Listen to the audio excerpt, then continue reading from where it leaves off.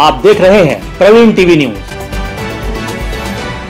गोटेगांव तहसील की बहुउद्देशीय सिंचाई परियोजना चिरचिटा बांध में कुछ लोगों की बदनीयत एवं अधिकारियों की लापरवाही की वजह से हालात अच्छे नहीं हैं। जहां एक ओर बांध के पानी का पर्याप्त सदुपयोग नहीं हो पाता है, वहीं कुछ दबंग स्वार्थी तत्वों के द्वारा बांध की जमीन पर अतिक्रमण कर खेती की जा रही है।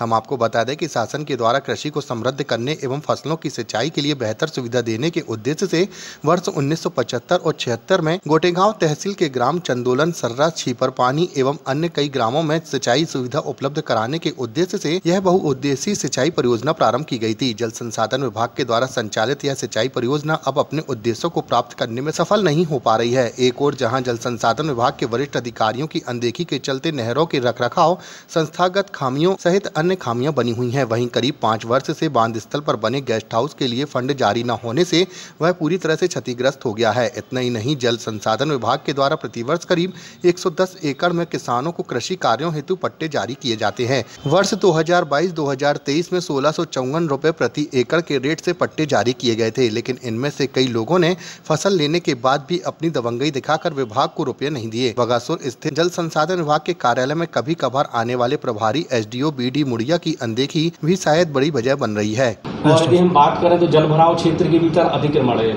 लोग फसल भी बो रहे हैं, सारी चीजें कर रहे हैं, तो इसके संबंध में आखिर आप लोगों की देखरेख का भाव है? लोगों के पास क्या था कि जो भराव क्षेत्र उसमें कुछ लोगों को पट्टे जारी हो गए थे। जो लोगों ने वहाँ से आवेदन किया था कि वो हमें पट्टे चाहिए, दे दिया।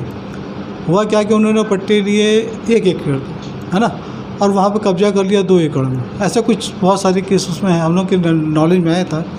तो मैंने अभी बीच में हमारे अधिकारी ने, हमारे एसडीओ साहब ने एक आदेश किया था, तो वो पूरे भराव क्षेत्र का उन्होंने सर्वे किया था कि किस किस खेत में कौन कौन काबिज है और अपन ने किसको किसको कब्जे दिए।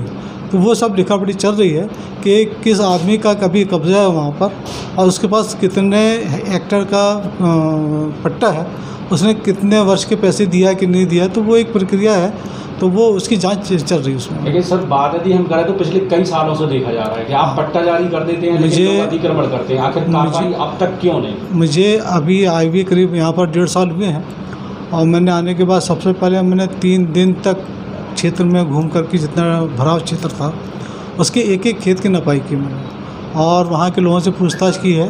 ये बहुत मतलब लंबी प्रक्रिया है क्योंकि उसमें पटवारी भी इन्वॉल्व है, उस गाँव के कोटवार लगते हैं, 2-3 कोटवार भी लगते हैं उसमें, और मतलब हमारे ऑफिस के जो अमीन साहब हैं, है ना, चौकीदार हैं और एसडीओ साहब हैं, नायब तहसीलदार हैं, ये सब एक पूरा टीम बैठ करके उसको अपने अपने तरह से रिकॉर्ड अपडेट कर रही है कि कौन कितने साल से काबिज है नंबर 1 में और नंबर 2, मतलब नंबर 1 मतलब जो कि काबिज है तो पट्टे के उसके हमको पैसे दे रहा है गवर्नमेंट के, और बहुत सारे ऐसे लोग हैं कि जो कि काबिज तो हैं पर